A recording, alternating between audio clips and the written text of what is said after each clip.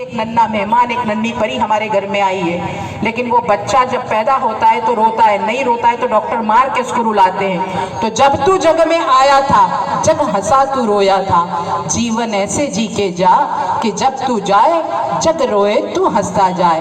यानी हमें जीवन ऐसा जीना चाहिए इस राष्ट्र के लिए, परहित के लिए, सेवा के लिए, कि जब हम इस दुनिया से जाएं तो हम संतुष्ट होकर जाएं कि इस धरती पर जन्म लेकर हमने कुछ अच्छे कार्य किए हैं और हम इतने अच्छे परोपकार के कार्य करें कि दुनिया हमारी याद में, हमारे सम्मान में, प्रत्येक की आंख में आंसू हो। इसलिए कहते हैं कि व्यक्ति की पहचान उसके पद या सिंहासन से नहीं होती, उसके कर्मों से होती है, और कर्मों की फकीरी पर कुबेर की संपदा भी रोती है। तो आप और हम सब ये निर्णय लें कि अपने जीवन को सरदार वल्लभ भाई पटेल के दिखाए हुए रास्ते पर चलकर इस राष्ट्र प्रेम की भावना की जोत प्रत्येक भारतीयों के दिल में जगाएंगे, सबको राष्ट्र प्रेम की भावना से जोड़ेंगे, राष्ट्र को सर्वश्रेष्ठ बनाने में अपने जीवन के कार्यों को, अपने कदमों को आगे बढ़ाएंगे, तभी सच्ची भारतीय होने की हम फर्ज अदा कर पाएंगे।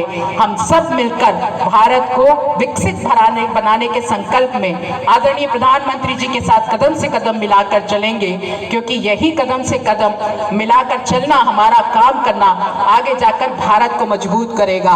क्योंकि आत्मनिर्भर भारत में माननीय प्रधानमंत्री जी कहते हैं कि हम मजबूत होंगे तो देश मजबूत बनेगा। इसलिए एक भारत को मजबूत भारत और श्रेष्ठ भारत बनाने का हमारा सबका संकल्प होना चाहिए, और हम सब उस कार्य को आगे लेके जाएंगे।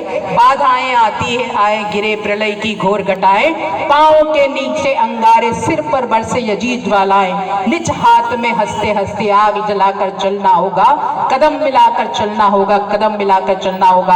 हम सब माननीय प्रधानमंत्री जी के साथ आदरणीय सरदार वल्लभ भाई पटेल के उस भारत को श्रेष्ठ भारत बनाने में हम कदम से कदम मिलाकर चलेंगे।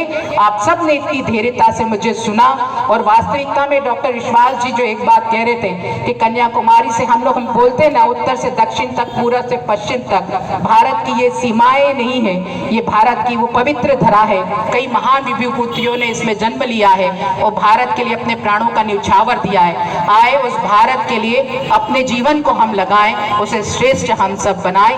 आप सबको आपके यहाँ पर इस कार्यक्रम में उपस्थित होकर आप सबका आशीर्वाद, आप सबका स्नेह मुझे मिला, इसलिए मैं आप सबको हृदय से बहुत बहुत धन्यवाद देती हूँ। और हम सब एक बार पुनः भारत माता की जयकारा करेंगे। बोलिए भारत माता की वंदे। बहुत बहुत धन्यवाद।